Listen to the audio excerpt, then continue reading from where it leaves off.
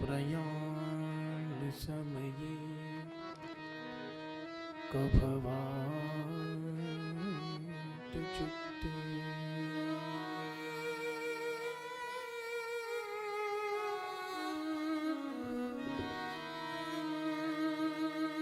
कंठावरो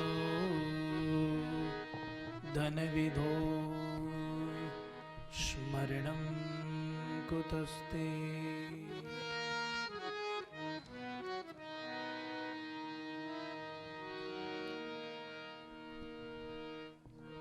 करारविन्दे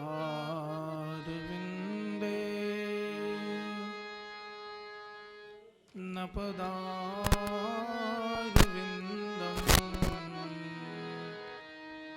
मुखारविन्दे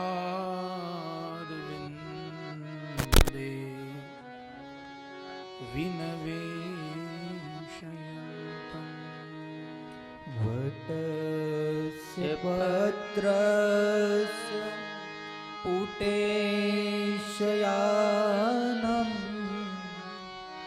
बालमुकुन्दं मनसा स्मरामि। कृष्ण गोविंद हरे मुरारी, हे नाथ नारायण वासुदेवा। वे विवत्सवा मृत में देव गोविंद दामोदर माधवेति। गोविंद दामोदर माधवेति। विकरे तु कामा खिल गोप कन्या मुरारिपादा हितचित्तवृत्ते। विकरे तु कामा किल गोप कन्या मुरारिपद पित सीत वृत्ते। नदियादिकामोहवशाद् वोच गोविन्द दामोदर माधवेति। गोविंद दामोदर माधवेति। गृहे गृहे गो अवधूकदम्बा सर्वे मिलित्वा सर्ववाप्ययोगा। गृहे गृहे गो अवधूकदम्बा सर्वे मिलित्वा समव्यापयोगम्। पुण्यानि नामानि पदानि निधियो गोविन्द दामोदर माधवेति। गोविंद दामोदर माधवेति।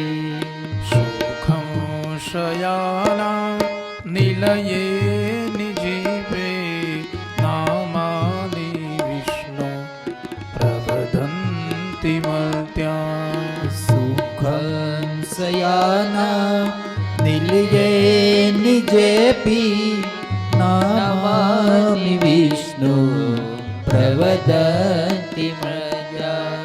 ते निश्चिताधर्मयतां व्रजन्ति गोविन्द दामोदर माधवेति। ते निश्चितं तन्मयता व्रजन्ति गोविन्द दामोदर माधवेति। जिहवे सदैव भज सुन्दराणि नामानि कृष्ण मनोहराणि। जिहवे सदैव भज सुन्दराणि नामानि विष्णु मनोहराणि। समस्तवदादिविनाशनानि गोविन्द दामोदर माधवेति।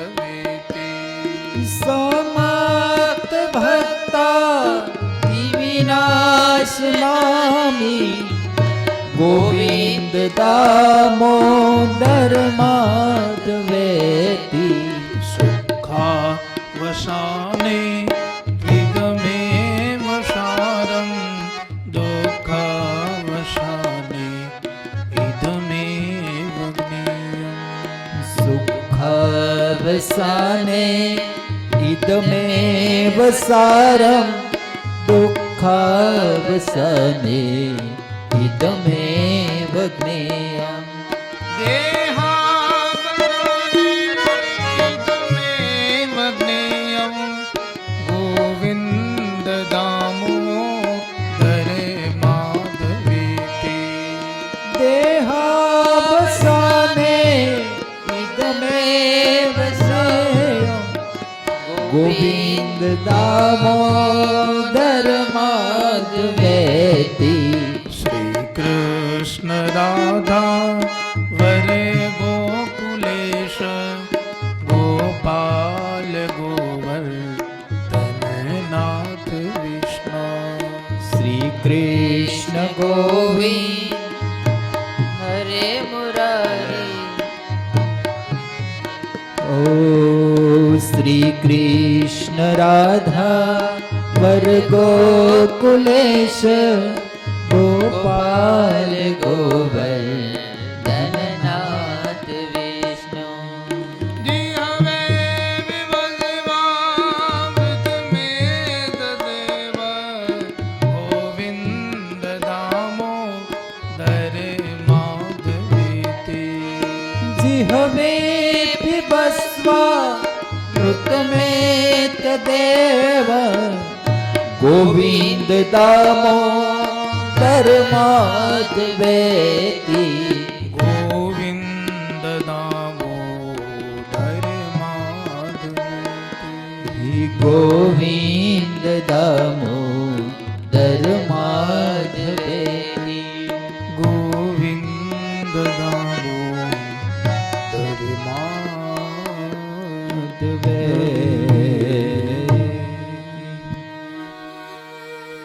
बोलिए श्री कृष्ण कन्हैया लाल की जय श्री भागवत भगवान की जय बाल कृष्ण भगवान की जय सुखदेव जी महाराज राज की जय आद्य शक्ति अम्बे मात की जय वंगनाथ महादेव की जय मोढ़ेश्वरी मात की जय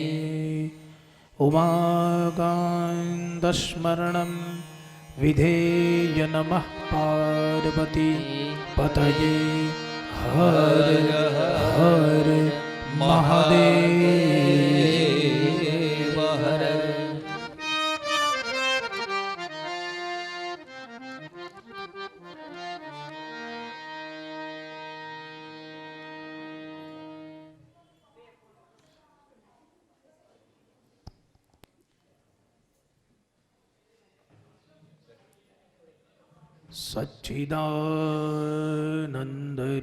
सच्चिदानन्दरूपाय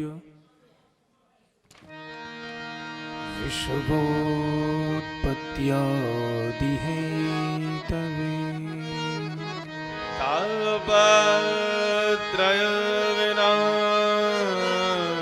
विनाशाय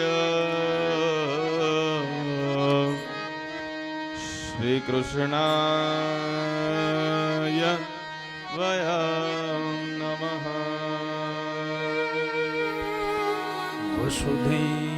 वसुधैवसुतं देवं कौसचारुर्मर्दनम्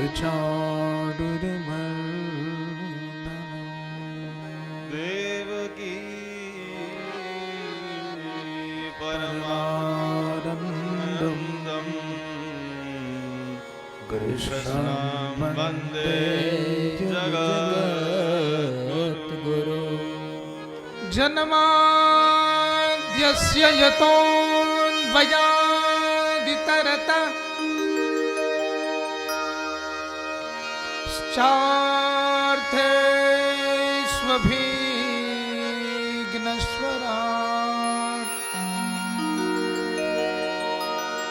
येने ब्रह्मरुदाययादिकवये मुह्यन्ति यत्सूरयः।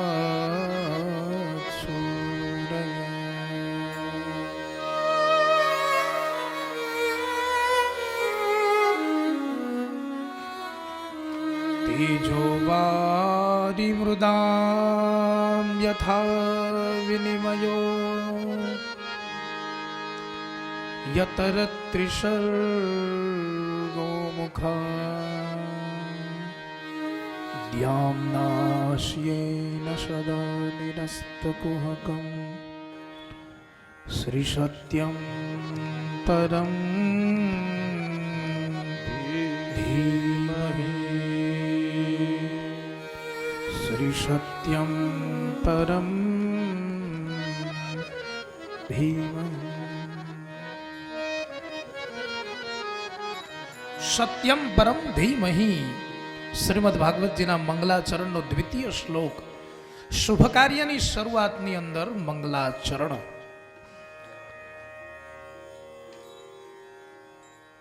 સત કાર્યની શરૂઆતની અંદર સૌ પ્રથમ મંગલાચરણ કરવું પડે અને એ મંગલાચરણનું અંતિમ ચરણ સત્યમ પરમ ધીમહિ.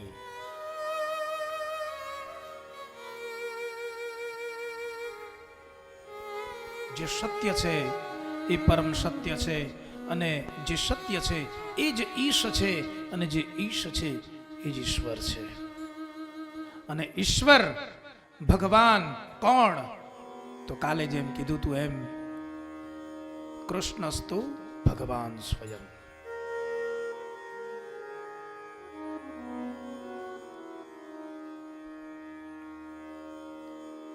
એ પરમાત્મા કેમ બન્યા? તો કે સત્યના સહારે. જે સત્યનું આચરણ નથી છોડતું, જે સત્યનો સહારો નથી છોડતો, એ પરમ તપ અને એ જ પરમ સિદ્ધિને પામે છે.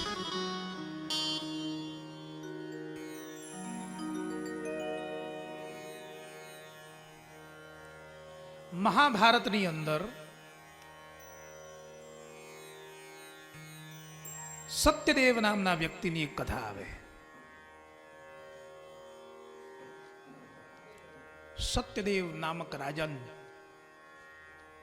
ઘણો ધન સંપત્તિવાન, સુખ સંપત્તિથી ઘેરાયેલો.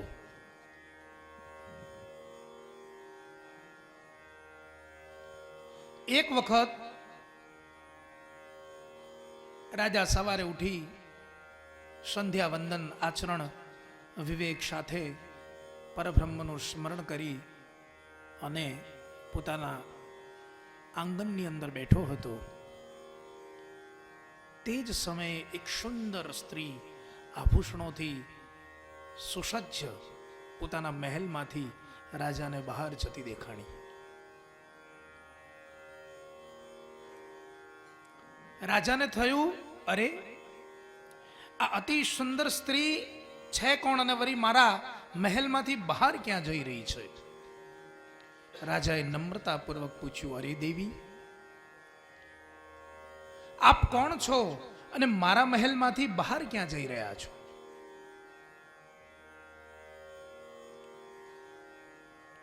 તે સ્ત્રીએ કીધું, રાજન, તારા પુણ્યનો ક્ષય થયો છે. હું લક્ષ્મી છું, હવે તારા દ્વારેથી પાછી જઈ રહી છું.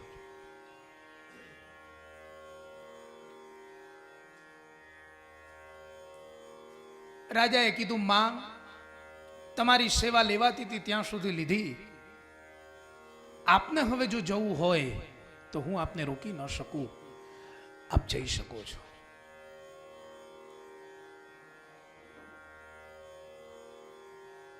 લક્ષ્મી આવે ને તો રમતી રમતી આવે અને જાય ને તો પૂઠે લાત મારીને જાય. એટલે કીધેલું છે કે પૂઠે લક્ષ્મી રૂઠે.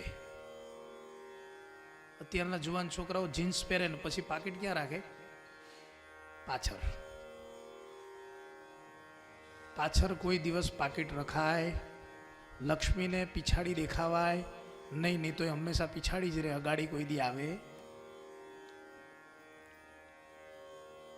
પેલા જૂના માણસો જોશો ને તો અહીંયા છાતીએ હોય ખીચું, કા પેટે હોય, કા હમાવી નાખું, કા છાતીએ રાખીને ફરું, તો લક્ષ્મી ભાગે. એટલે લક્ષ્મીએ ને છાતી સરસી લગાવીને રાખવી. કારણ લક્ષ્મી કમાવી ખૂબ જ સહેલી છે, વાપરવી એનાથી પણ વધારે સહેલી, પણ એને જીરવવી અતિ મુશ્કેલ છે. એનો સંચાર કરવો અતિ મુશ્કેલ છે.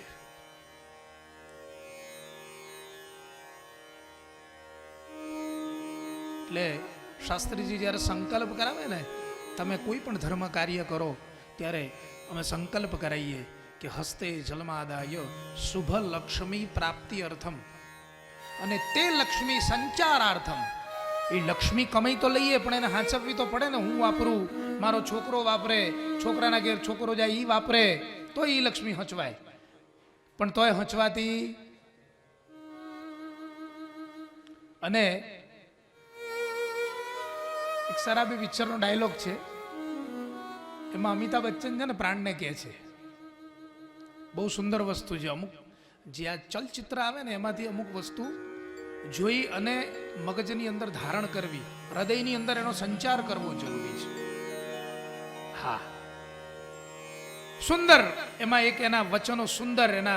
એનો જે બાપ હોય છે ને એ પૈસાની પાછળ કેવલ પાગલ હોય છે. એની પાસે બેસી અને એક ટાઈમ જમવાનો પણ એની પાસે ટાઈમ હોતો નથી. એટલે એક વખત પૂછે છે કે પિતાજી दौड़ने का मतलब क्या है, क्या करोगे इतना दौड़ के, किसके लिए दौड़ रहे हो, पैसों के लिए, और पैसा किसके लिए, प्राण के बेटे तेरे लिए. અને સામે ઉત્તરમાં નાયક છે એ સુંદર જવાબ આપે છે, अगर औलाद सही निकली तो पैसा किस काम का, और अगर औलाद बुरी निकली तो पैसा किस काम का. आप मुझे बस एक ही ये प्रश्न का उत्तर दे दीजिए. તમે કદાચ તમારી સંતાનો માટે પૈસો એકત્રિત કરો છો અને તમારો છોકરો ડોક્ટર, એન્જિનિયર, બિલ્ડર બની ગયો, તો એનો તમારો પૈસો ઉપયોગમાં આવવાનો ખરો? એ એમ કે છે, બાપુ તમારો પૈસો તમારી પાસે રાખો, મને તમારા પૈસાની જરૂર. ત્યારે એમ થાય કે એફડીઓ બનાવીને મૂકી રાખી, હારી મારા કામમાં ન આવી. વૃદ્ધત્વ આવી જાય, ડોક્ટર એમ કે હવે ડાયાબિટીસ આવ્યું, મગના પાણી ઉપર જીવવાનું જો ભાઈ. આ મીઠું ખાઈ નહીં શકાય, દૂરથી બેઠા બેઠા લાડવાને જોઈ રાખીએ, પણ ખાઈ શકીએ. અને જો औलाद સારી નીકળી તો પૈસોનો તમારો ઉપયોગ, અને જો ખરાબ નીકળી તો તમે જેટલા એફડીઓના ઢગલા કર્યા હશે ને એને ધૂળ બનાવી દેતા વાર નહીં લાગે. એટલે ક્યાંક તમારી સંપત્તિને વાપરવી હોય તો આવા સત્કાર્યની અંદર વાપરજો. તો આજે ફરી એક વખત મારે આ ભટ્ટ પરિવારનો આભાર વ્યક્ત કરવો છે કે આ સંપત્તિનો સારી જગ્યાએ વિગ્રહ કરી અને આપને અને મને સૌને એકત્રિત કરી અને આ પ્રભુના ચરણાર વિંદની અંદર આપણને રોતપ્રોત કર્યા છે. બોલો કૃષ્ણ કનૈયા લાલ કી જય. પૈસો ઘણા પાસે છે પણ એનો જીવ વાપરવામાં હોવો જોઈએ. વ્યક્તિ વાપરી નથી શકતો.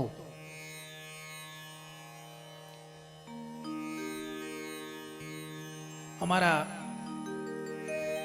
હું વિદ્યાપીઠમાં ભણેલો છું અને ત્યાં અમારા ગુરુજી હતા શ્રી કૃષ્ણશંકર શાસ્ત્રીજી, અતુલનીય વિદ્વત વર્ય. એમના ચરણોમાં કોટી કોટી વંદન.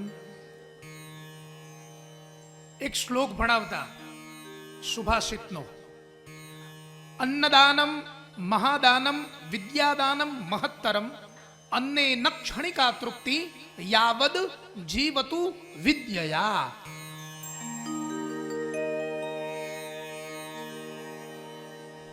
અન્નદાન એ દુનિયાનું સૌથી મોટામાં મોટું દાન છે. સૌથી પહેલી સુક્તિ અન્નદાનમ મહાદાનમ. પણ પછી પાછું એ જ શ્લોકની અંદર કહેવામાં આવ્યું કે અન્નેન ક્ષણિકા તૃપ્તિ. અન્નથી મનુષ્યને કેવલ ક્ષણિક તૃપ્તિ થાય. કોઈ ગરીબને સવારમાં તમે જમાડશો ને તો એને સાંજે તમે આપશો એની લાલચ જાગશે. સાંજનું શું, સવારે ખાધેલું સાંજે પાછું ભૂખ્યો થઈ જવા એટલે સાંજે ફરી એને દેવું પડે. તમને એવું થશે, શાસ્ત્રીજી કાલે એમ કહેતા હતા કે ભોજનનું અતિ મહત્વ છે, તો આજે કંઈક નવી લાઈન આવી. રોજ નવું નવું પીરસવું પડે ને મારે.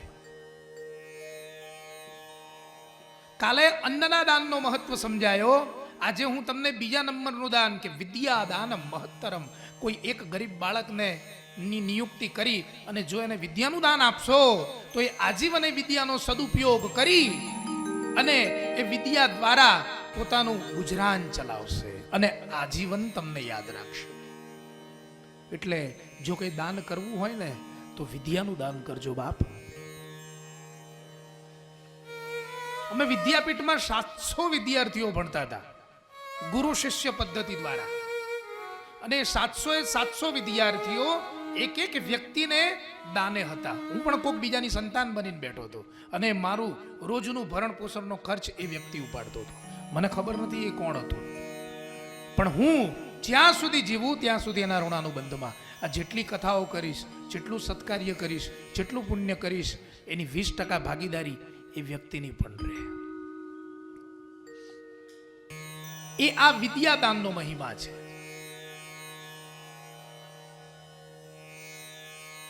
વાત નવી જગ્યાએ ચડી ગઈ. સત્યદેવથી આપણે બીજે ભટક્યા છીએ, પણ આ તો જ્ઞાન ગંગા કહેવાય. કઈ બાજુ એનું વેણ ફરે ને કાંઈ નક્કી કહેવાય. તો રાજાએ લક્ષ્મીને જતી જોઈ. લક્ષ્મી કે હવે ભાઈ તારો ઘડો ભરાયો, મારે જવાનો સમય થયો. પણ સત્યદેવ એવા રાજા હતા. રાજા કે મારે લક્ષ્મીની કોઈ જરૂર નથી, તમે જઈ શકો છો.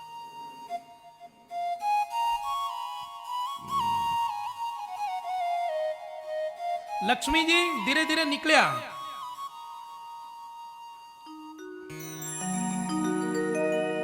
જેવા લક્ષ્મીજી જાય છે એની પાછળ જ તરત એક બીજો સુંદર એવો પુરુષ, તેજોમય પુરુષ એની પાછળ જાય છે. રાજાને થયું અરે ભાઈ આપ કોણ છો? હવે આપ પણ મારા મહેલમાંથી ક્યાં જઈ રહ્યા છો? એ પુરુષે કીધું ભાઈ હું સદાચાર છું. તો કે આપ પણ મારા જીવનમાંથી જશો? કે લક્ષ્મી જાય તો સદાચાર પણ સાથે જાય.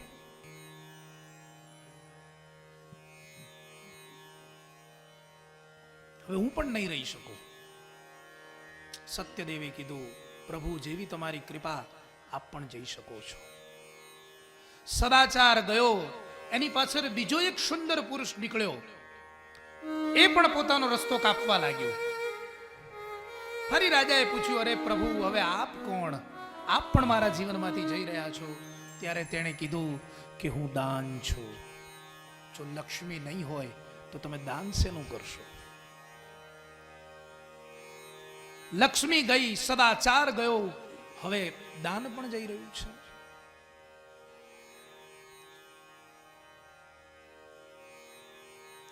દાને કીધું મને પણ રસ્તો આપો. સત્યદેવે કીધું લક્ષ્મી કમાશું તો સદાચારે આવશે ને દાન પણ આવશે, આપ પણ જાઓ. દાન પણ ગયું. અંતિમમાં એક ચોથો પુરુષ જે અતિ સુંદર તેજોમય અને પ્રકાશ સાથે બહાર નીકળ્યો. અને ત્યારે રાજાએ એને પૂછ્યું કે ભાઈ હવે આપ કોણ છો? ખૂબ ધ્યાનથી સાંભળજો. અને એ પુરુષે કીધું કે મહારાજ હું સત્ય છું. લક્ષ્મી ગઈ, સદાચાર ગયો, દાન ગયું, હવે સત્ય કહે છે હું પણ જાઉં છું. અને ત્યારે રાજાએ એ સત્યને પકડી રાખ્યો. મહારાજ ભલે બધા જતા રહ્યા, પણ જો આજ સુધી હું જીત્યો છું તો એ આ સત્યને કારણે જીત્યો છું. માટે સત્ય હું તમને નહીં જવા દઉં. અને જીવનમાં ગમે એટલા દુઃખ આવે તો સત્યને છોડશો નહીં. જો સત્યને વળગીને રહેશો તો બધું સર્વસ્વ તમને પાછું મળશે.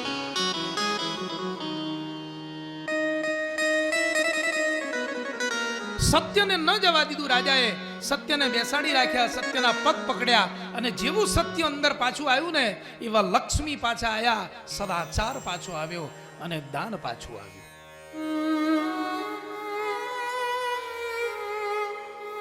એટલે એક વ્યાસપીઠ ઉપરથી એક વિનંતી છે કે કદી સત્યનો સહારો ન છોડતા.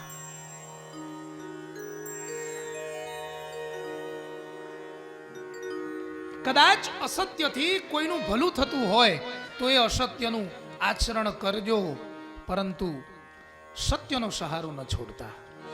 ધર્મ ન દૂસર સત્ય સમાના, ધર્મ ન દૂસર સત્ય સમાના, ધર્મ ન દૂસર સત્ય સમાના, ધર્મ ન દૂસર સત્ય સમાના.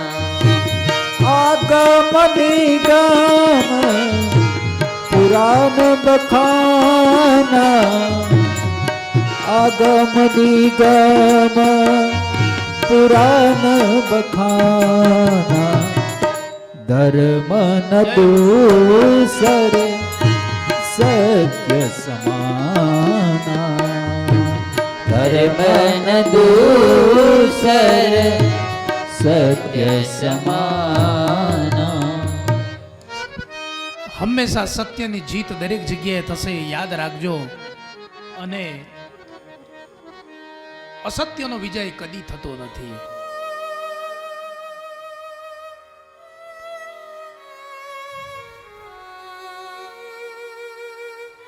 મહાભારતના યુદ્ધનું સમાપન થાય છે.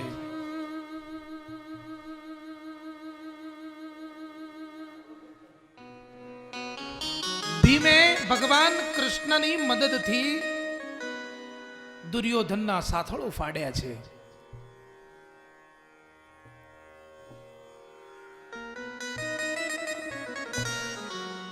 ધર્મને હાનિ પહોંચી છે, અને ધર્મને હાનિ પહોંચી એટલે આ યુદ્ધ સર્જાયું છે.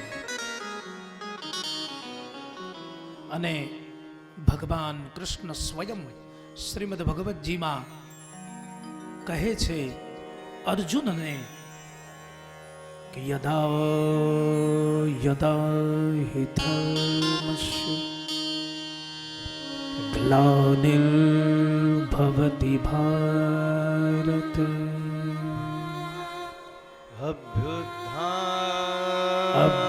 અભ્યુત્થાનમ ધર્મસ્ય તદાત્માનમ સૃજામ્યહમ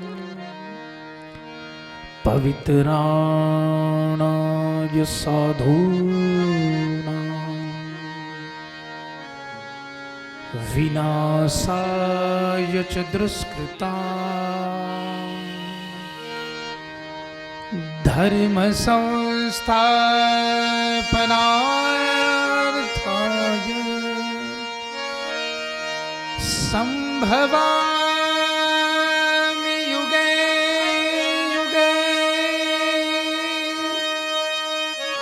સંભવામિ યુગે યુગે.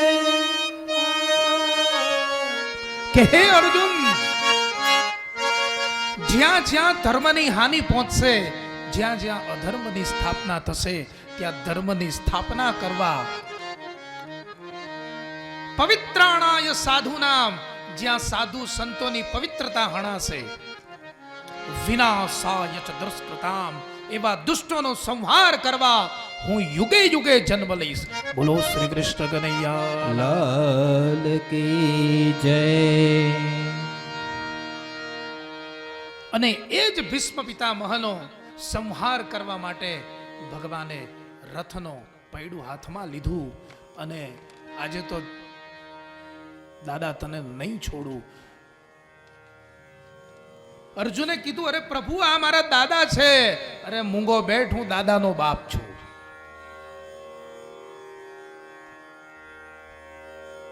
અર્જુન કહે, પ્રભુ આ ન કરો. તમારી પ્રતિજ્ઞા જો ભંગ થશે તો દોષ મને લાગશે.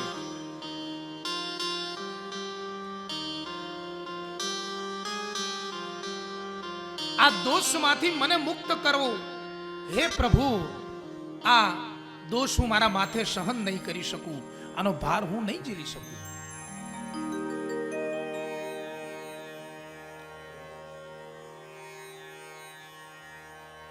અને પિતામહ પોતાના શસ્ત્રનો ત્યાગ કરી પ્રભુના ચરણમાં બેસે છે અને એનો અનુગ્રહ કરે છે કે હે ભગવાન, આજે મેં તમને ઓળખ્યા, પણ મારી પ્રતિજ્ઞા હતી એટલે મેં તમારી પ્રતિજ્ઞા ભંગ કરાવી. આપ જે કહેશો એ હું કરીશ. અને ત્યારે પ્રભુએ કીધું કે તમને તમારા કર્મના ફળ સ્વરૂપે તમારે બાણસૈયાનો સ્વીકાર કરવો પડશે. પિતામહે કીધું, પ્રભુ મને મંજૂર છે.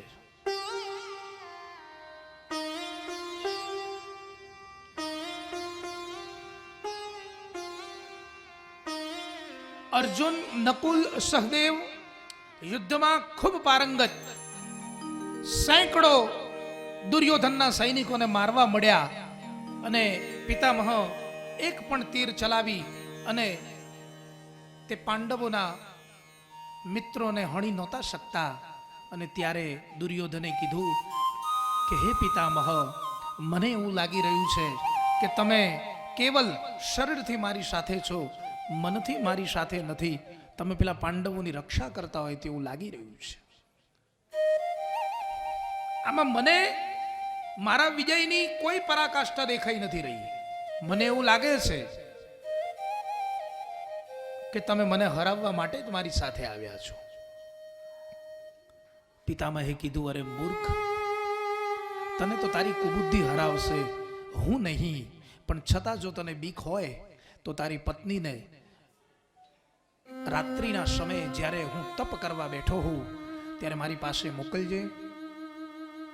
હું એને યશસ્વી ભવના આશીર્વાદ આપીશ, અખંડ સૌભાગ્યવતીના આશીર્વાદ આપીશ, જેથી તારો વિજય નિશ્ચિત થઈ જાય.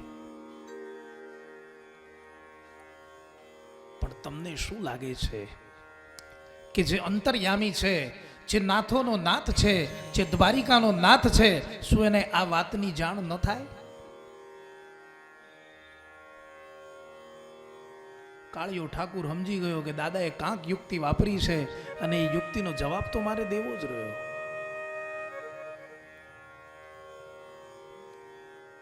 દ્રૌપદીને તૈયાર કરે છે અને કીધું કે આજે મુહૂર્ત ખૂબ સારું છે. દ્રૌપદી ચમકી. અરે સખા, એ ભગવાન કૃષ્ણને સખા કહેતી. સખી હોય એ સખાને સખા કહી શકે, અને જે ભગવાન કૃષ્ણની સખા બને એને પછી કોઈના સાથની જરૂર ન પડે.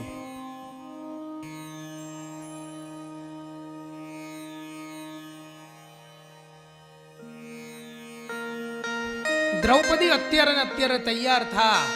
દાદા સરસ મૂડમાં છે, જલ્દી જઈ અને અખંડ સૌભાગ્યવતીનો આશીર્વાદ લઈ આય. આ માયા જાળથી દ્રૌપદી પણ અજાણ છે. એને તો કેવલ ભગવાન કૃષ્ણે જે આદેશ કર્યો અને આદેશનું પાલન કરવાનું, અને એને એના સખા ઉપર એટલો વિશ્વાસ કે મારો કૃષ્ણ જે કહે એ કરવામાં મારું શ્રેય જ હશે.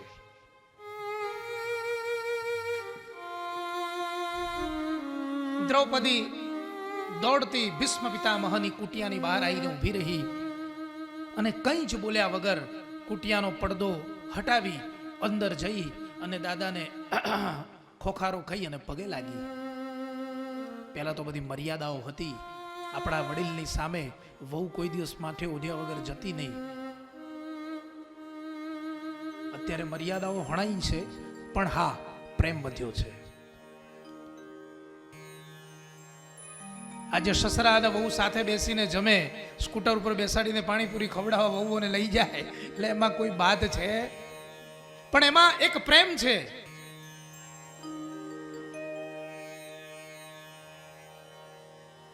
એમાં મર્યાદા ભંગ નથી.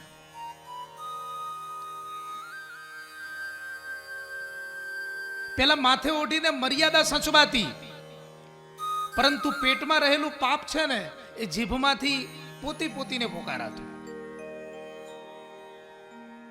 સાસુ વહુના પ્રેમની પણ પરિભાષા બદલાઈ છે. પહેલા સાસુ વાટ જોઈને બેસતી કે મારી વહુ આવે એટલી વાર છે, જેટલો મારું હાહુએ ઢહડ્યું છે ને એટલું જ મારી વહુ ઢહડાઈ છે, તો ખબર પડશે એને તે. અને આજે પરિભાષા બદલાઈ છે.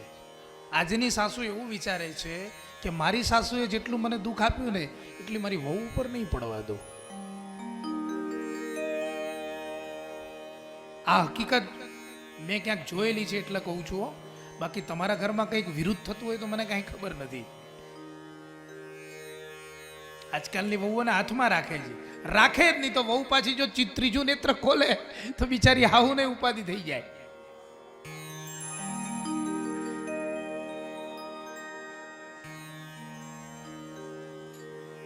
દ્રૌપદી પિતામહ પાસે આવ્યા છે. પિતામહે આંખ ખોલ્યા વગર અખંડ સૌભાગ્યવતીના આશીર્વાદ આપ્યા. પુત્રી વિજયી ભવ. અને જવાબમાં દ્રૌપદી કહે છે, ધન્યવાદ પિતામહ. પિતામહે આંખ નથી ખોલી, પણ દ્રૌપદીના સંવાદ સાંભળી અને સમજી ગયા આ દુર્યોધનની પત્ની નથી, આ કોઈ બીજી સ્ત્રી છે. એટલે આંખ ખોલીને કહ્યું, અરે દ્રૌપદી તું?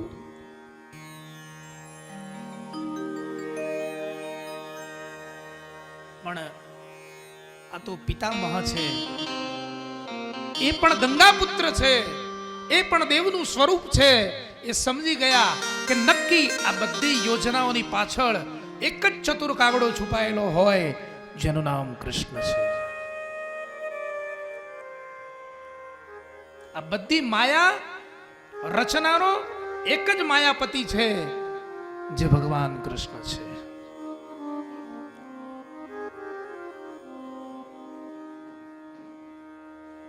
અને પછી ભીષ્મ પિતામહે કીધું કે કરેલા કર્મોનું ફળ તો બરાબર જ છે. જીત હંમેશા અર્જુનની હતી, છે અને હંમેશા રહેવાની. યુધિષ્ઠિર રાજા બનવાનો એ બનવાનો જ છે. પરમાત્માએ કીધું કે મેં જન્મમાં જ એટલા માટે લીધો છે કે મારે જે કરવું છે તે હું કરી શકું.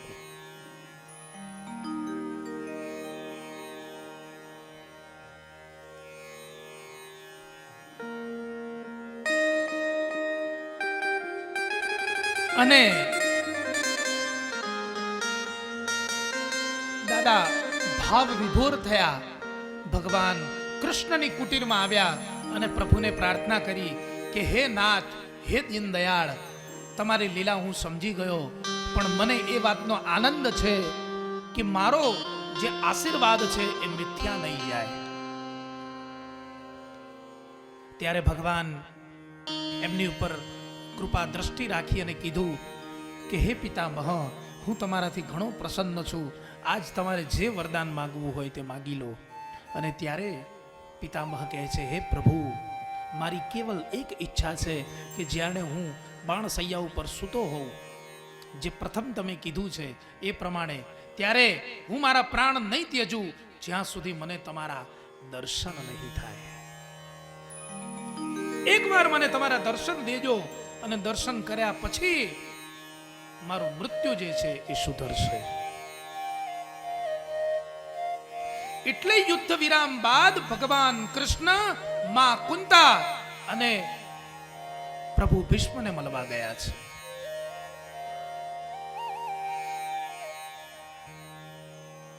સૌ પ્રથમ ભગવાન કૃષ્ણ નીકળી અને માતા કુંતાની પાસે આવ્યા છે. કુંતા માતા ભગવાનના ફઈ થાય છે.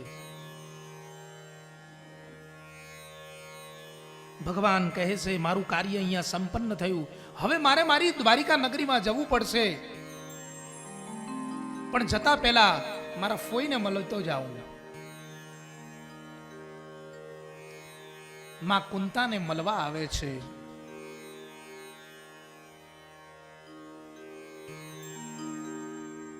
અને કુંતા કહે છે કે હે ભગવાન,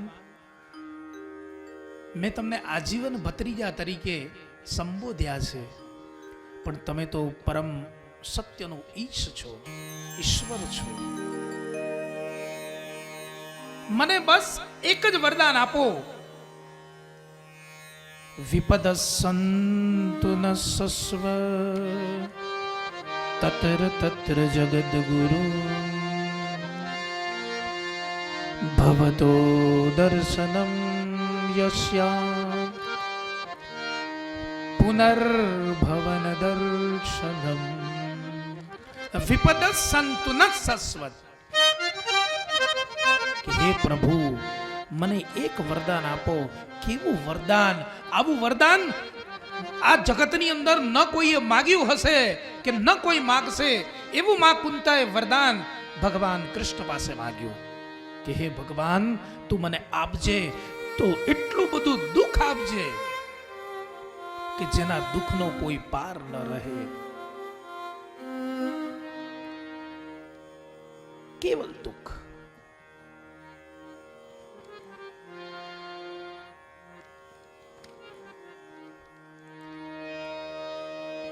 એની જગ્યાએ તમે હો તો શું માંગો કહો?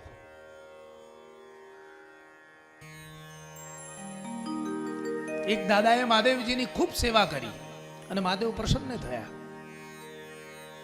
પ્રસન્ન થઈને કીધું માગ માગ, આજ તો માગ ઈ આપી દઉં બાપ. અને મહાદેવ તો ભોળોનાથ, એટલો ભોળો કે એક ભિખારીએ મહાદેવના મંદિરમાં ચોરી કરવા માટે ગયો. એ ચોરને કાંઈ ન મળ્યું ને તો ઉપર લટકેલી ગળથી ઉપર એની નજર પડી, જલાધારી ઉપર એની નજર પડી. મહાદેવજી ઉપર પગ મૂકીને જલાધારી કાઢી અને પ્રત્યક્ષ મહાદેવ હાજર થયા. એની ઉપર પ્રસન્ન થયા. બોલ બોલ, તું માગ માગ, તને તે આપું. તો ચોર વિચારમાં પડી ગયો. આ દુનિયા પાણી, જળ, પંચામૃત, અલગ અલગ પ્રકારના દ્રવ્યો ચડાઈને થાકી જાય, પણ મહાદેવ પ્રસન્ન નથી થતા. અરે, આ મારી ઉપર ક્યાંથી પ્રસન્ન થયા? મહાદેવે કીધું, ગામે તો અધહદના દ્રવ્યો ચડાયા, પણ તું તો આખો મારી માથે ચડી ગયો. તે તારી આખી જાતને મને સમર્પિત કરી દીધી, તો તારાથી મોટો ત્યાગી કોઈ કહેવાય નહીં. આજે તારે ધન્યતા વધી ગઈ. એવા મહાદેવ.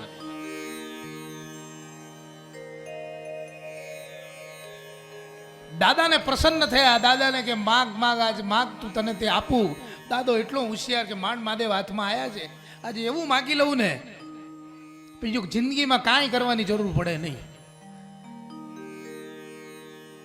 ડોસો એટલો હોશિયાર.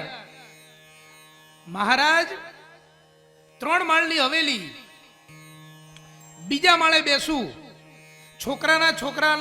છોકરાની વહુ હોનાના ઘડે પાણી ભરી અને મને બેઠી બેઠી પીવડાવે અને ગરમ ગરમ ફુલકા રોટલી ઉતારતી જાય ને મને ખવડાવતી જાય. બસ એટલું મારે જોયું, બીજું કાંઈ જોતું. બીજા માળે બેસું, સોનાનો ઘોડો, એમાં પાછું પાણી, એટલે ઘરમાં પોતાનો બોર ડંકીએ જોઈએ. 3 માળની હવેલી જોઈએ અને ફુલકા રોટલી વહુ બનાવીને, એ બી પોતાની વહુ નહીં, છોકરાની વહુ. મહાદેવ કે આ મારો બાપ નીકળ્યો. એક જ વરદાનમાં બધું માંગી લીધું.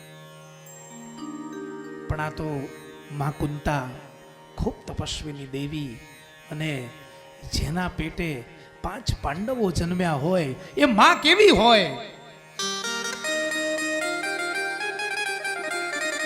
જનની તું સુત દે તો એવા દેજે કે વા દાતાના સૂર, એવા દાતાર, એવા સુરવીર મને પુત્રો દેજે કે આવા 1000 કૌરવો પણ આવે ને તો એ 5 પાંડવે 1000 ઉપર ભારે પડે બાપ.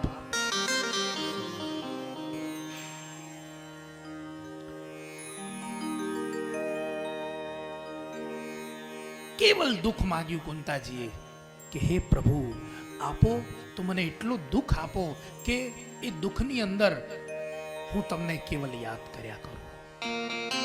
ભગવાન કહે છે અરે ફઈ તમે માગી માગીને શું માગ્યું? ફઈ તમે આવું ન કરશો. તમે આજીવન દુઃખ જોયું છે, તમે ક્યારેય સુખ નથી જોયું. તમને તમારા પતિનું સુખ ન મળ્યું, તમને તમારા પુત્રો સાથે રહેવાનું સુખ ન મળ્યું, તમને રાજપાઠનું સુખ ન મળ્યું, અને હજી તમે દુઃખ માંગો છો.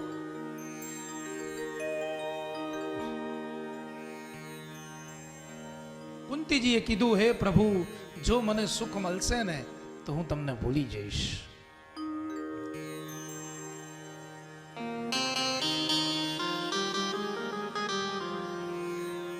સુખના પાસામાં દુઃખનું ધ્યાન કદી રહેતું નથી, અને સુખ આવે તો પ્રભુ તમારાથી નારાજ થાય છે.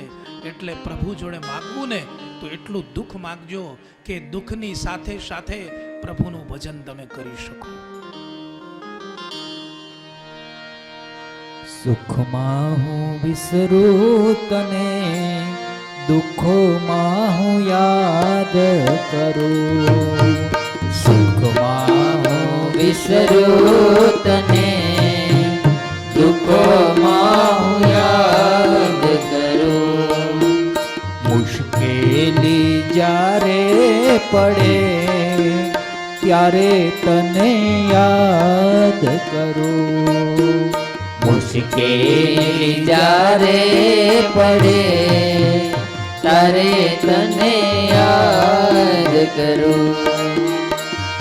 મૂડી હોય જ્યારે બે પૈસાની, મૂડી હોય જ્યારે બે પૈસાની, ત્યારે બની જાઓ બહુ અભિમાની.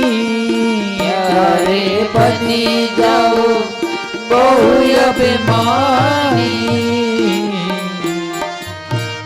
જ્યારે ખાવાના વાંધા પડે ત્યારે તને યાદ કરું.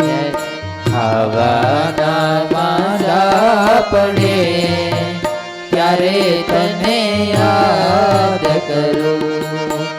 સુખ આવે વિસરું તને, દુઃખોમાં હું યાદ કરું.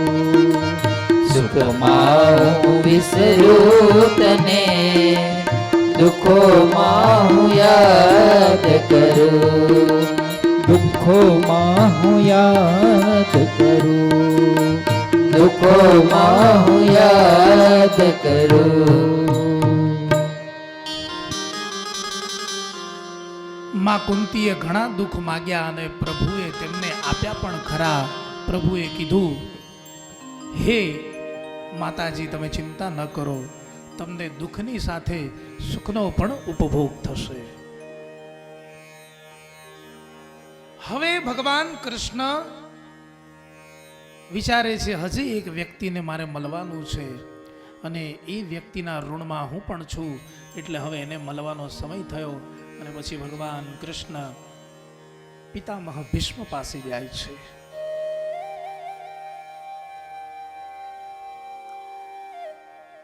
અને ભીષ્મ પાસે આવે છે. દાદા ઘણા ખુશ થઈ જાય છે. કેટલાય દિવસોથી બાણો સૈયા ઉપર સૂતા છે, પણ તેમને તે બાણનો દર્દનો અનુભવ નથી થતો. કારણ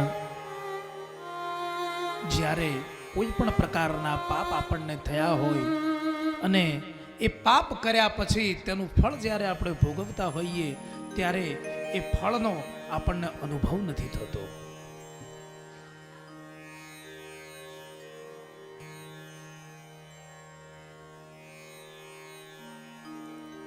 દાદાએ ભગવાન કૃષ્ણને જોયા અને અતિ આનંદનો પાર ન રહ્યો. એક ટક જોયા જ કરે છે પ્રભુને, અને પ્રભુને કહે છે હે મહારાજ આજ તમે અહીંથી હટશો નહીં. મને કેવલ મારું હૃદય ભરાઈ જાય, મારું મન ભરાઈ જાય ત્યાં સુધી મને કેવલ દર્શન કરવા દો. અને એ દર્શન કરતા કરતા ભીષ્મ પિતામહ સુંદર ભગવાનની એક સ્તુતિ કરે છે. ઇતિમતિરૂપકલ પિતા વિતૃષ્ણ ભગવતી શાશ્વત પુંગવે વિભુમ્ની સ્વસુખમુપગતે ગજે દેહાંતો પ્રકૃતિમુપે યોષયાત્ભવ પ્રભાઃ ભુવન તમનમ તમાલવર્ણમ રવિકર ગૌરવરાંબરમ દધાને વપુરલ કપુલા વૃતાનનાંજમ વિજય સખે રતિરસ્તુ મે નવધા યુધિ તુર ગર જો વિધુ બ્રવિશ્વ કચુલીલત શ્રમ વાર્યલમ કૃતાસ્તે મમ નિશિત શરીર વિભિત્યમાન વચી વિલસ કવચેસ્તુ કૃષ્ણયાત્મા.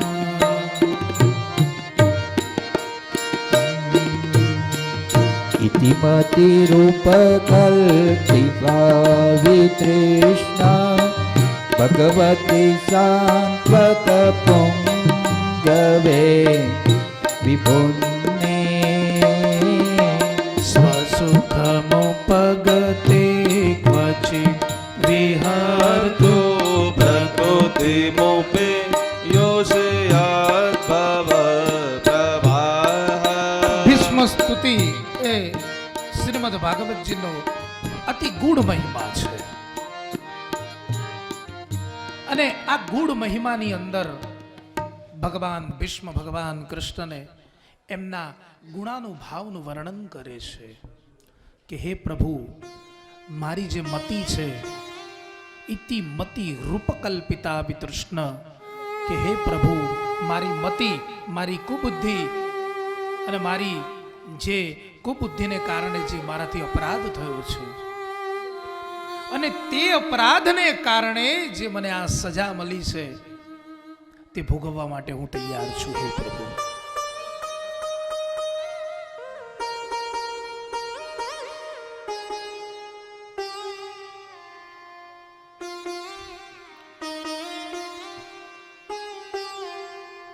હે પ્રભુ, પરંતુ મને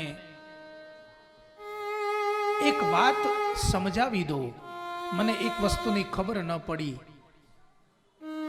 મેં ઘણા બધા યજ્ઞો કર્યા, તપ કર્યા, જપ કર્યા, ઘણી પ્રતિજ્ઞાઓ લીધી, પરંતુ છતાં મને આટલું કષ્ટદાયી મૃત્યુ કેમ પ્રાપ્ત થયું?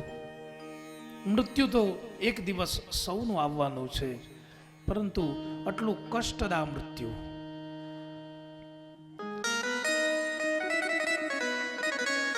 જીવનો છેડો બેઠા બેઠા તરત ફાટી જાય ને તો સમજવું કે આપણું કાંક પુણ્ય તપી રહ્યું છે.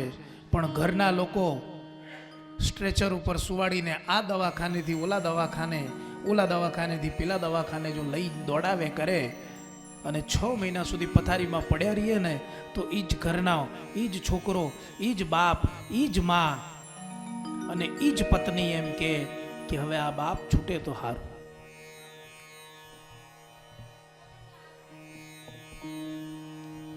અને આવા વ્યક્તિઓના પાઠ કરવા અમને બોલાવતા હોય છે પાછા કે મહારાજ કાંક કરો, આ ડોસીમાં બહુ રીબાઈ રહ્યા છે. આ કોરોના કાળમાં ઘણા બધા એવા પાઠ કરે, ઘણા લોકોને મુક્તિ આપી પ્રભુની કૃપાથી. આ શ્રીમદ ભાગવતજી આવી કોઈ પણ વ્યક્તિના મસ્તક ઉપર મૂકવામાં આવે અને ગજેન્દ્ર મોક્ષના જો પાઠ કરવામાં આવે તો જે જરા, જે પીડા જે વ્યક્તિને થાય છે એ જરા અને પીડામાંથી તેને મુક્તિ મળે છે.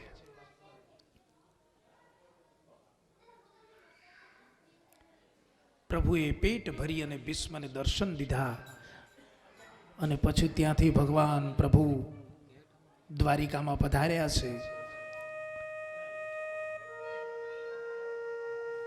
સત્યવાદી રાજા યુધિષ્ઠિરનો રાજ્યાભિષેક થયો.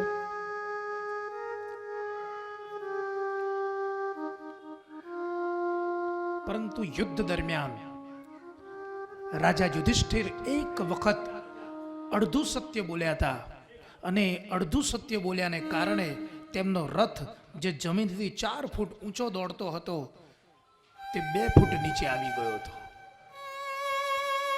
અને તે અર્ધ સત્ય કેવલ એટલું હતું કે નરોવા કુંજરોવા.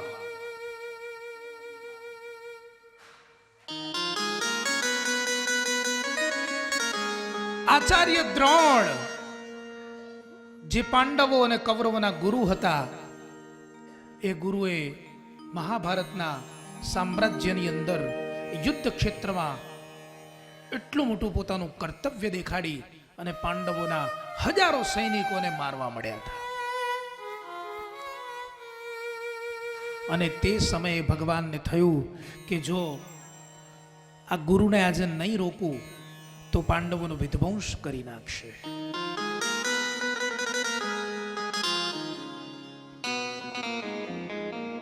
દરેક વ્યક્તિ હોય ને,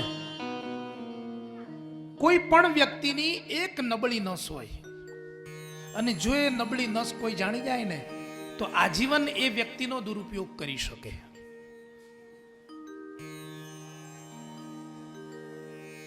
એવી રીતે આચાર્ય દ્રોણની નબળી નસ કાળિયા ઠાકુરના હાથમાં હતી.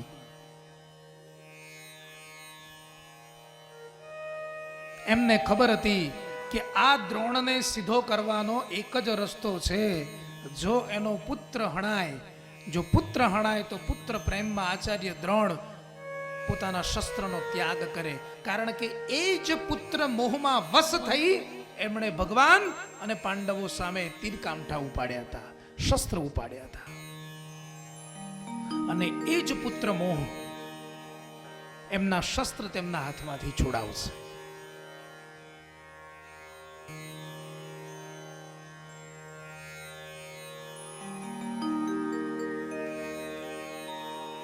ભયંકર યુદ્ધ ચાલ્યું.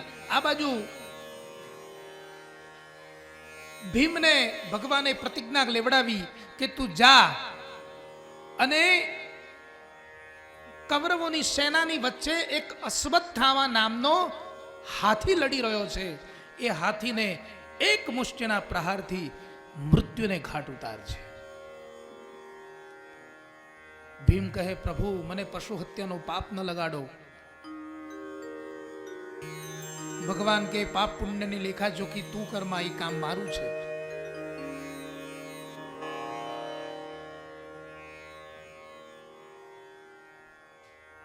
ભીમે તરત જઈ અને અશ્વત્થામાને એક મુષ્ટિના પ્રહારથી મોતને ઘાટ ઉતાર્યો. અને આ બાજુ ભગવાન કૃષ્ણએ એવી હવા ફેલાવાની શરૂ કરી કે અશ્વત્થામા હણાયો, અશ્વત્થામા હણાયો. આ સમાચાર દ્રોણના કાને પડ્યા. દ્રોણે કીધું કે મારા હયાતીમાં મારો પુત્ર હણાય એ ન બની શકે, આ શક્ય નથી, મને વિશ્વાસ ન આવે. ભીમને પૂછ્યું, ભીમે કીધું હણાયો. અર્જુનને પૂછ્યું, અર્જુને કીધું હણાયો. અને કૃષ્ણ તો ખોટું બોલવામાં ચપળ, સત્ય બોલવામાં ચપળ, ખોટા પાડવામાં ચપળ. એમણે હસતા હસતા કીધું, તમારો પુત્ર તો ગયો આજે.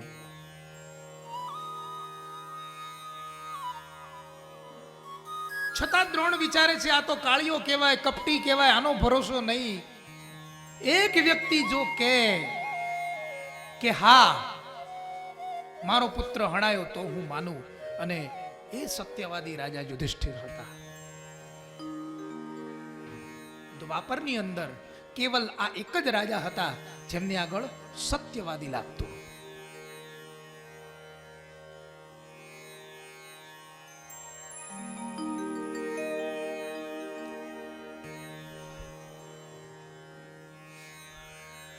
અને દ્રોણનો રથ દોડતો યુધિષ્ઠિર પાસે આવીને ઊભો રહ્યો. અને યુધિષ્ઠિરને આચાર્ય દ્રોણે પૂછ્યું કે હે શિષ્ય, આજ મને તું સત્ય કહે કે શું મારો પુત્ર હણાયો છે?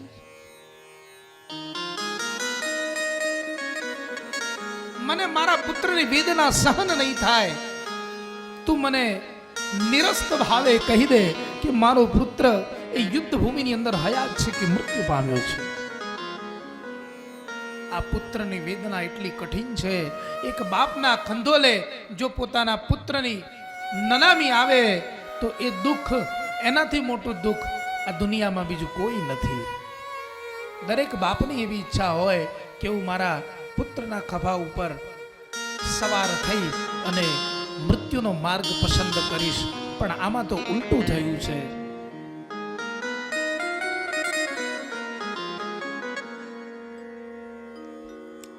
યુધિષ્ઠિર પોતાના ગુરુનું દર્દ જોઈ નથી શકતા. થોડાક ખચકાય છે, જલ્દી જવાબ નથી આપતા. દ્રોણ ફરી પૂછે છે, હું તને પૂછું છું, તું જવાબ આપ. અને ત્રાસી નજરે યુધિષ્ઠિર ભગવાન કૃષ્ણને જોવે છે અને કૃષ્ણ એક નાની એવી મુસ્કુરાહટ સાથે કહે છે, યુધિષ્ઠિર ઉત્તર આપો. અને યુધિષ્ઠિર કહે છે, ગુરુજી, અશ્વત્થામા હણાયો એ વાત સત્ય છે. એ મોટેથી બોલે છે અને ધીરેથી પોતે અસત્ય નથી બોલ્યા એવું માની અને કહે છે કે નરો વા કુંજરો. એનો મતલબ કે મૃત તો થયો છે અશ્વત્થામા, પણ એ નર છે કે કુંજ એટલે કે હાથી એ મને ખબર નથી. પણ એ જે શબ્દ છે એ ધીરે બોલ્યા. શંખ, નાદ અને મૃદંગોના અવાજને કારણે એ અવાજ ઢંકાઈ ગયો. ભગવાન કૃષ્ણ સમજતા હતા કે યુધિષ્ઠિર જુઠ્ઠું નહીં બોલી શકે, એટલે પાછળના જે શબ્દો આચાર્ય દ્રોણના કારણે ન પડે એટલે જોરથી મૃદંગો અને શંખો વગાડવા લાગ્યા. એટલા મોટા મોટા શંખ મૃદંગો વાગ્યા અને યુધિષ્ઠિરે જે શબ્દ કીધો કે નરોબા કુંજરોબા, એ શબ્દ આચાર્ય દ્રોણના કાને ન પડ્યા. અને સૌથી મોટો કાંટો પાંડવોની જીતની વચ્ચેનો એ ભગવાન કૃષ્ણએ ખૂબ ચપળતાથી કાઢી લીધો. અને જેવો આ શબ્દ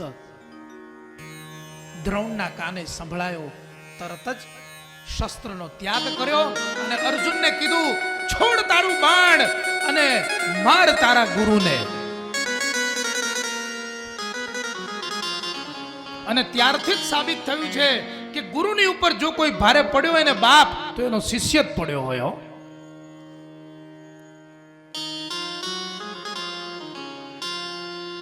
અને ત્યારથી ગુરુઓ હોશિયાર થઈ ગયા. હો, બે પત્તા તો પોતાના ખીચામાં રાખે જ, બધું જ્ઞાન શિષ્યને ના આપી દે. કે કાલ ઉઠીને મારી ઉપર બંદૂક ફોડે એ પહેલા મારે મારી બેકઅપ કવર તૈયાર કરી રાખવું પડે.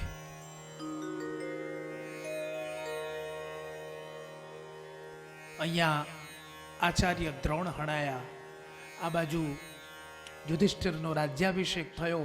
પરંતુ આ બધી ચર્ચા જે હતી એ અશ્વત્થામાના કાને પડી. એક બાજુ પોતાનો પરમ મિત્ર દુર્યોધનનું મૃત્યુ, એક બાજુ પરમ પિતા એવા આચાર્ય દ્રોણનું મૃત્યુ. આ બે વ્યક્તિઓના મૃત્યુ અશ્વત્થામાથી સહન ન થયા. અશ્વત્થામાએ મનમાં સંકલ્પ કર્યો કે પાંડવોને તો હું રાજા નહીં જ બનવા દઉં. અને જ્યારે વ્યક્તિ ક્રોધમાં આવે છે ને, જ્યારે વ્યક્તિ આવેશમાં આવે છે ને, ત્યારે તે શું કરે છે, ત્યારે તેના મનમાં શું ઉત્પત્તિ થાય છે તેની તેને જાણ નથી હોતી. એટલે હંમેશા એક વસ્તુ યાદ રાખજો કે તમને અતિશય ક્રોધ આવે ને તો એક ગ્લાસ પાણી પી લેવું, તમારો ક્રોધ શાંત થઈ જશે. કે ધ્યાન રાખજો કે તમારા ક્રોધાગ્નિની અંદર સામેવાળી વ્યક્તિનું ક્યાંક મન ન દુભાઈ જાય.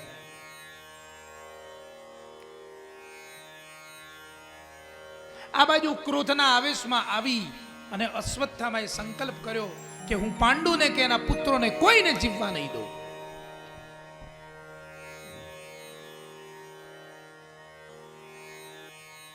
ખુલ્લી તલવાર લઈ અને અશ્વત્થામા દોડ્યો છે અને પાંડુના પુત્રો એક તંબુની અંદર શયન કરી રહ્યા હતા. અશ્વત્થામાએ થયું કે આજ પાંડવો છે એમ કરી તે 5 પુત્રોના મસ્તક છેદન કરી દીધા.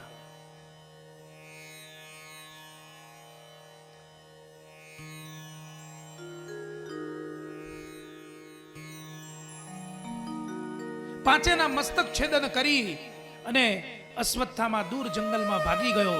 એને એવું થયું કે આજ મેં પાંડવોને મારી નાખ્યા છે. પરંતુ જ્યારે દ્રૌપદી કક્ષમાં આવીને જુએ છે, પોતાના 5 પુત્રોને મૃત જુએ છે. આ મૃત પુત્રોની વેદના તેનાથી સહન નથી થતી.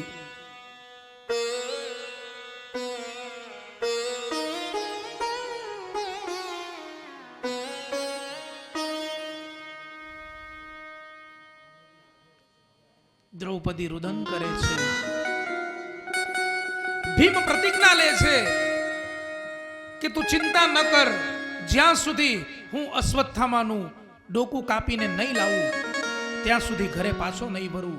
આ બાજુ અર્જુન પ્રતિજ્ઞા લે છે કે અશ્વત્થામાના રક્તથી તારા વાળ ધોવડાવીશ, હું પાછો નહીં આવું. અર્જુન ને ભીમ બંને જણા અશ્વત્થામાની પાછળ દોડે છે. અશ્વત્થામાને પકડીને લાવે છે અને દ્રૌપદીના ચરણોમાં નાખે છે કે હે દેવી, હવે બોલો, આ તમારા શત્રુનું તમારે શું કરવું છે?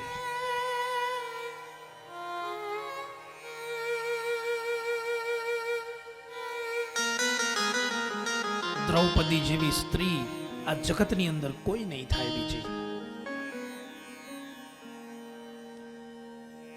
પોતાના પુત્રો મર્યા છે છતાં તેનામાં ધીર અને ગંભીરતા એટલી છે કે હાથ જોડી પહેલા તો બ્રહ્મપુત્રને વંદન કરે છે કે ગુરુર બ્રહ્મા ગુરુર વિષ્ણુ ગુરુર દેવો મહેશ્વરા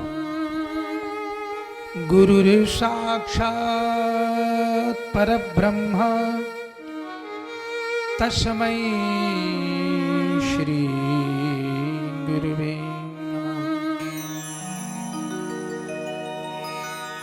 કે આપ ગુરુપુત્ર છો અને ગુરુપુત્રને પહેલા વંદન હોય. ધન્ય છે આવી સતી સ્ત્રીને કે જેણે જે વ્યક્તિએ એના 5 શસ્ત્રથી વિહિત પુત્રોને મોતને ઘાટ ઉતાર્યા તેને પણ દ્રૌપદી વંદન કરે છે.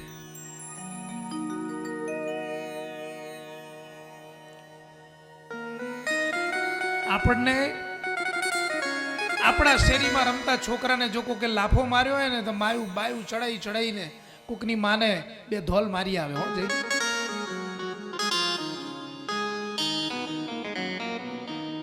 મારા છોકરાને દીધો આજે. અહીં તો દ્રૌપદીના પુત્રો મૃત પામ્યા છે, છતાં દ્રૌપદીની અંદર એટલી નિસ્તરતા છે કે તે અશ્વત્થામાને પગે લાગે છે. અર્જુન કહે, અરે દેવી, આને પગે ન લગાય, આ તલવાર એનું મસ્તક છેદન કરો.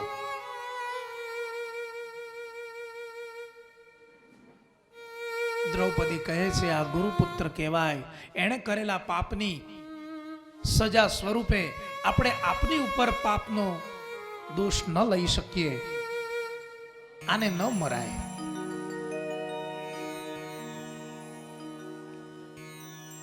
પરંતુ આને એવી સજા આપો કે આનું અભિમાન ઉતરે. અર્જુન સમજી ગયો. અર્જુને અશ્વત્થામાના મસ્તક ઉપર રહેલો મણી જોરથી ખેંચી લીધો અને એ મણી ખેંચ્યો એટલે મૃત્યુ સમાન તેને દંડ પ્રાપ્ત થયો અને અશ્વત્થામાને છોડી મૂક્યો.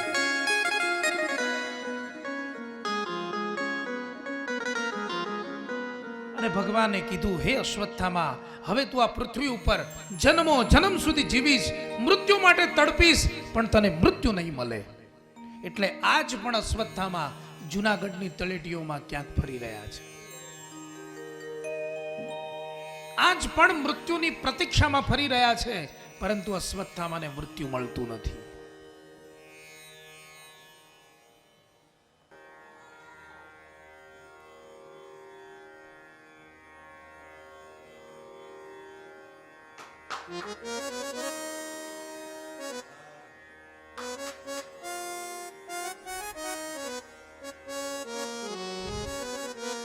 અશ્વત્થામાને મુક્ત કર્યો. રાજા યુધિષ્ઠિરનો રાજ્યાભિષેક થયો. ઘણું સુખ આવી ગયું. એટલું બધું ભારત વર્ષની અંદર સુખ આવ્યું કે લોકોના આનંદનો પાર ન રહ્યો. હસ્તિનાપુરની અંદર યુધિષ્ઠિર રાજાનું ધર્મ પાલન કરે છે. પ્રજા સુખી અને આબાદ છે. ધૃતરાષ્ટ્ર પુત્રોના મૃત્યુનો શોક ભૂલી ગયા છે. ધર્મ રાજા યુધિષ્ઠિર પુત્રવત તેમનું પાલન કરે છે. અને હવે વિદુરજી ધૃતરાષ્ટ્રને કહે છે કે હે મોટા ભાઈ, હવે આ બધી મોહ માયાનો ત્યાગ કરી ચાલો હવે આપણે જાત્રાએ નીકળીએ. હવે અહીં ન રહેવાય.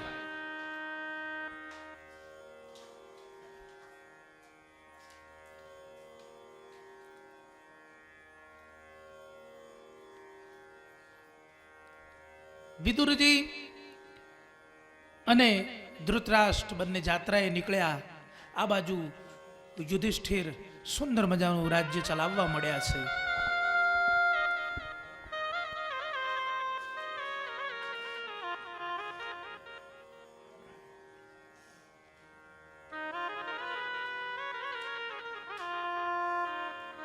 નારદજી કહે છે, હે રાજન, વિદુરજી ધૃતરાષ્ટ્રને સાવધાન કરવા આવ્યા હતા કે હું તમને સાવધાન કરવા આવ્યો છું કે 6 માસ પછી કલીનો પ્રારંભ થશે, ત્યાં સુધી તમે આ દ્વાપર યુગ છોડીને ચાલ્યા જાઓ.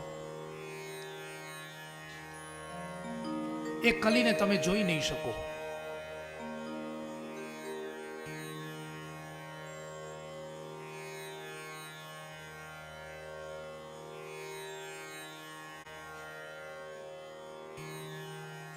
કળયુગનો પ્રારંભ ધીરે ધીરે થઈ જવાનો હતો. કળયુગનો પ્રભાવ એટલો બધો હતો.